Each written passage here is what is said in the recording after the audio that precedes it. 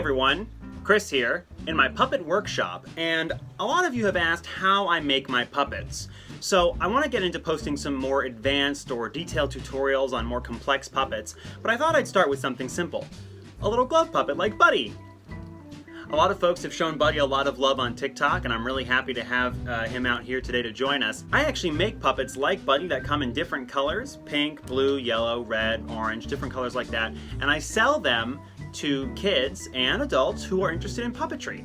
I've got a couple of orders I have to fulfill, so I thought I'd walk you through how I make a simple glove puppet like Buddy. Now, I use polar fleece like this, which is a really easy to find fabric. It's easy to work with for making puppets, and it's pretty cheap at about $7 to $12 a yard depending on where you are and what level of fleece you're getting. In addition to fleece, we're gonna need a pom-pom of whatever color you like, and some googly eyes for the eyes, as well as a little bit of faux fur for the hair, and of course, hot glue stick, and needle and thread. We of course want to use a pattern. This is a pattern that I use. It's just a simple piece of cardstock paper. It's actually the same pattern that I used to make the original Buddy years and years ago. I think it was almost 8 or 9 years ago that I made Buddy. And I altered it slightly to make the arms a little more even and the head a little bit bigger, but that's the same pattern that I used for Buddy. And we want to trace it onto our fabric, which I've done, so we have two of the same shape. Patterning is great in puppetry if you want to try to make something consistent, or if you want to figure out what shape something is and then translate that to flat foam pieces and fabric pieces later. But these glove puppets are a lot simpler. Now with this kind of fleece, I find that it's best to draw the pattern so that way the horizontal shape of the pattern is going with the stretch of the fleece, since this is only one-way stretch fleece. This way, when you try to move your hand into the puppet, it'll stretch with you. That way larger adult hands and kids alike can get into the puppet and operate it. Got our fabric traced with our pattern, so let's get started.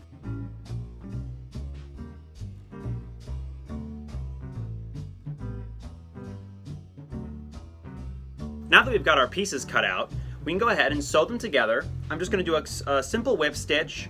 There are stitches such as the Henson stitch that you can use to hide the seams in fleece a lot better. But because it's just one seam going up the side and you really don't see it when operating the puppet, and also because we sell these puppets for a retail price point rather than a professional production for stage or film, we want to do something a little bit quicker. You can use a sewing machine, of course, in which case you'd want to leave an extra ½ an inch or an inch depending on the settings on your machine, but I'm just going to do it by hand.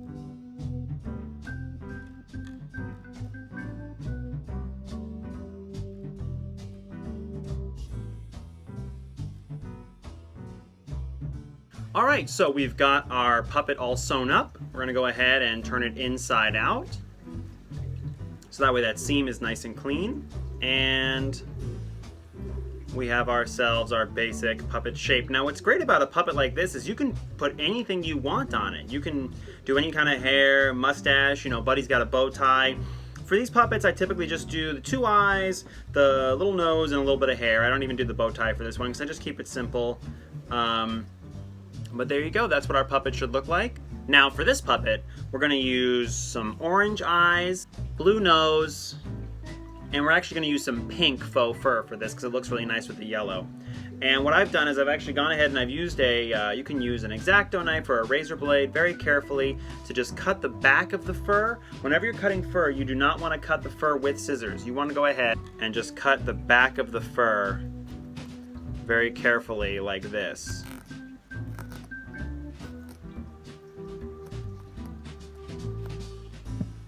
And we have ourselves a little rectangle of fur, and the fur itself, we didn't lose too much of it in the cut, and it doesn't look choppy, so that's great. So now you want to go ahead and glue your features on. Got our eyes, and our nose, and our hair. And voila! We got ourselves a funny little puppet. Hey dude! Oh, he's shy too. But you know what? He's going to be shipped off to a kid who actually won our weekly puppet raffle for our weekly live stream kids show. And hey, if you don't feel like making your own puppet, you can always buy one from me. I'm selling them for $20 plus shipping and handling, link in the bio. Or if you do decide to make a puppet, upload it to Instagram or TikTok or anywhere else and make sure you tag me at Puppets by Palmieri. And hey, if you're not following me on TikTok or Instagram, please make sure you do. And if you're not subscribed here on YouTube, please like, comment, and subscribe. It would mean the world to me. I am now on Patreon, so if you'd like to support me and my puppets and my comedy and everything I do here directly, you can see the link right there in the description. Thanks so much and have a wonderful day.